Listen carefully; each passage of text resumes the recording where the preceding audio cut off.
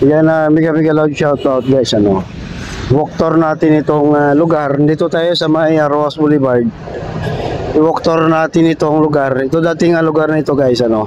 Maraming mga nakatambay dito na gumagamit ng pinagbabawal na gamot. Ngayon ganito na siya, oh. Dito yan sa may kabila lang ng Manila Bay sa Rojas Boulevard. Ayan, oh. Dati dumadaan ako dito guys.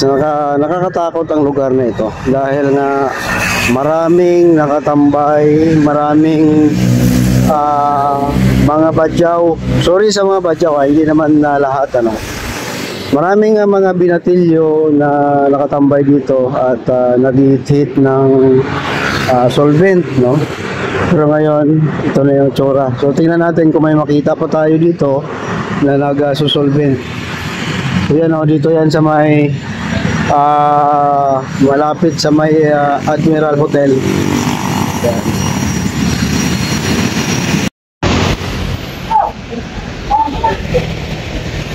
Akala ko ako sinigawan. Yung hotel dito wala na, no. May hotel dati dito, yung ano bang hotel yon? Diamond Hotel ba yun? No, pasensya na, hindi ko na napansin ang pangalan ng hotel na yun, pero biglang tinibag, no. Ang bilis ng pagkatibag niya. Yan. So ngayon nililinis na, ano.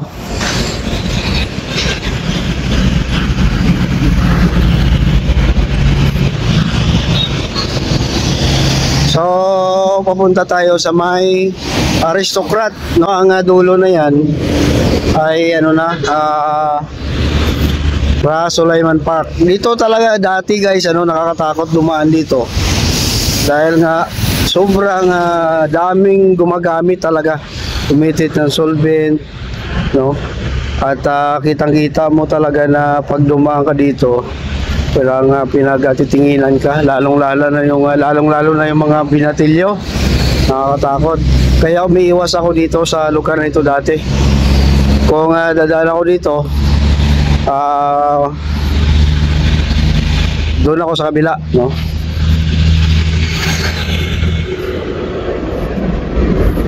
So wala na tayo nakita. May nakita ako sa dulo nakahiga, pero iwan ko kung kasamaan pa nila dati yan.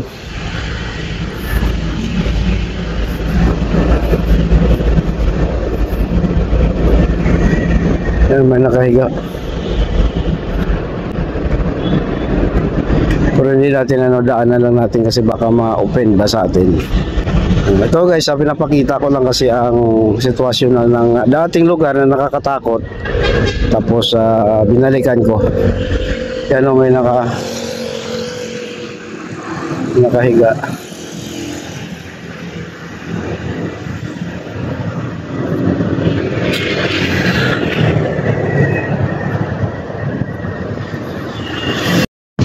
Yan ang kita natin, may nakahiga. Hindi lang natin binidyohan guys, nakatingin sa akin kanina.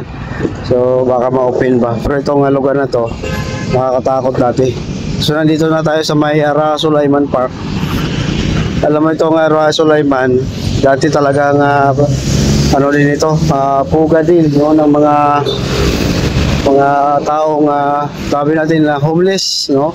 Homeless na gumagamit ng droga.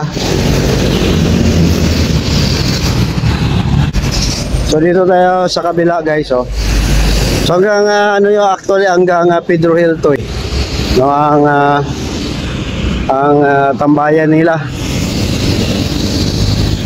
Ito naman, itong lugar na to ay may mga nakaparking talaga dito ng mga kotse, ng motor, no, sari-sari po.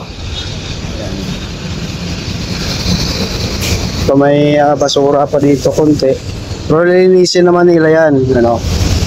Yung mga tagalinis, andyan lang naman yan, eh.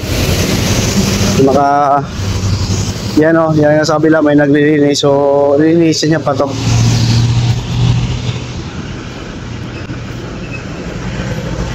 Yan, itong lugar na ito dati guys, nakakatakot talaga dumaan dito. Kasi tingnan mo, wala masyadong, walang police visibility kasi dito. No? Although may presinto doon sa may Pedro Hill, pero pag dito ay hindi na yan makikita. Kaya dito lang yan sila dati natutulog. No, may mga kubol-kubol sila dyan. At yung iba pa yung so mula nung pinanghuli sila, talagang hindi na sila bumalik. Itong lugar na ito paggabi, so sa kabila lang to guys, yan yung Manila Bay sa kabila. So sa kabilang side lang ito. So paggabi dito guys, wala talagang dumadaan dito. No? Although may mga parking attendant yan na nagbabantay sa mga kotse. Yan o. Hindi pa rin kumpiyansa. Nagbibigay kumpiyansa ang mga kapulisan.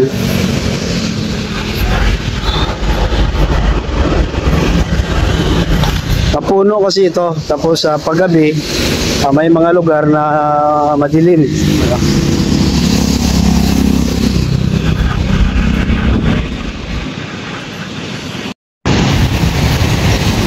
Magaganda mga puno dito.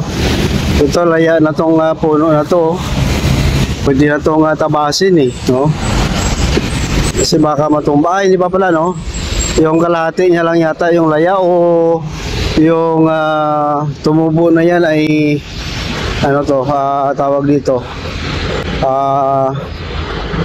baliti. Kasi ang baliti kung saan saan lang yan tumutubo So ito yung monumento ni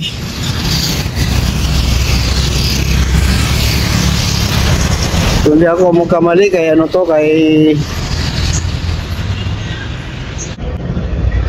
sinsya na pa, walang pangalan pero kung hindi ako nagkamali kaya si ano yata yan, si Quirino, no?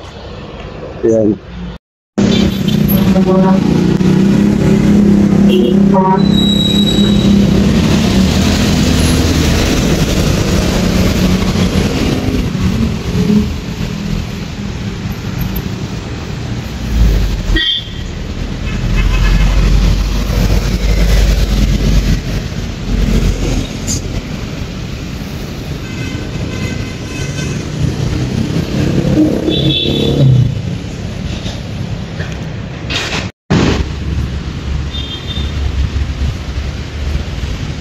So malapit na tayo sa Pedro Hill, no?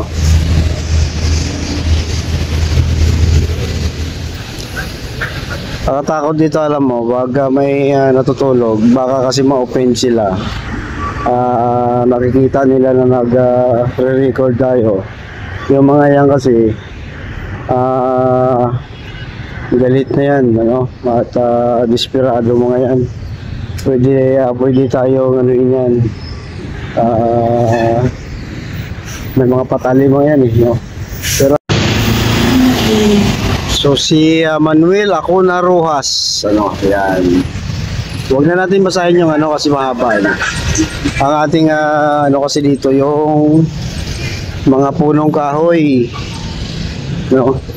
Yan o, mga puno talaga ditong lugar na to. Kaya paborito tambayan ito ng mga kapatid natin na walang matulugan, no? Kawawa din naman guys, ano? Pero siyempre minsan kasi ay yung iba abuso, no? Talagang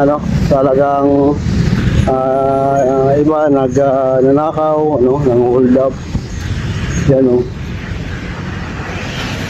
Grabe nga po nung kahoy dyan, no? Daming punong kahoy dito.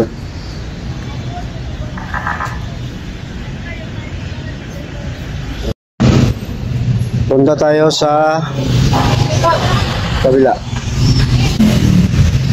Ito, malapit na tayo guys sa may footbridge, no, ng Dolomite. Dito medyo okay na kasi nahiya na sila dito dahil marami ng tao at saka sinisita na sila. Doon kasi banda sa may Admiral Hotel dati, no? Malaya sila nakakapag diyan, nakakapag higa-higa, natutulog, no?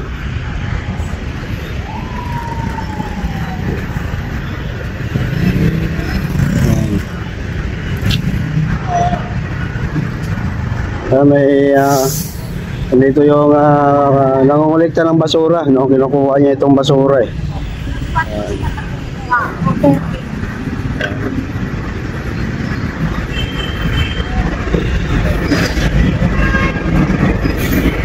So malapit na tayo sa may footbridge ng Dolomite, no? Akyat tayo sa Dolomite, tingnan din natin yung sitwasyon sa Dolomite, no guys. Yan. Kahoy dito. So, akyat tayo diyan sa footbridge ng Dolomite, then tingnan natin ang sitwasyon ng Dolomite. Kasi kahapon pinapatag nila yung buhangin. Ngayon tingnan natin kung ano ang sitwasyon. So dito na tayo sa may footbridge ng Dolomite, no? Tingnan natin ang ginagawang yan dyan pinapatag niyang Dolomite eh. Pakita lang natin kahit dito lang sa labas.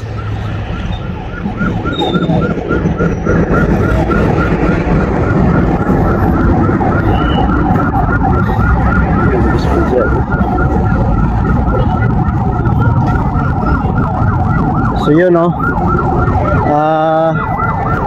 nandun na sa dulo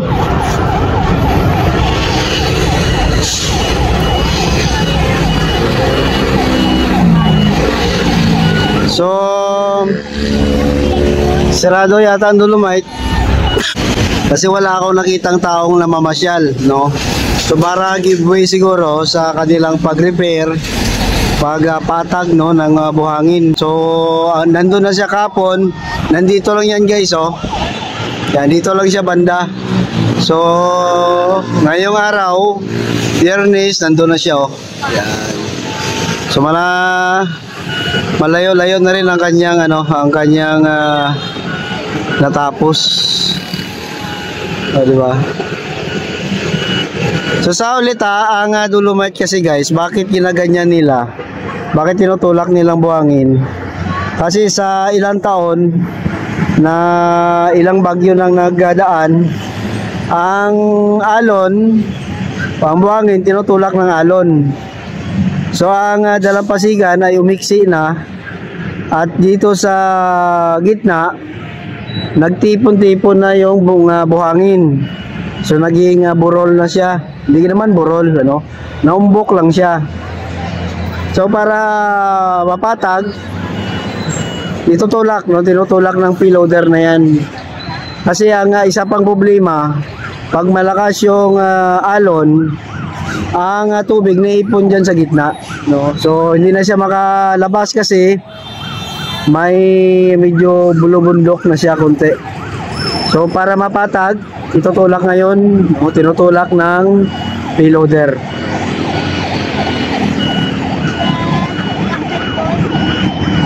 Yan ang update dito guys, dito naman, so parang kilan lang ay dagsan tao dito dahil sa rally. Pero ngayon, kita nyo wala na.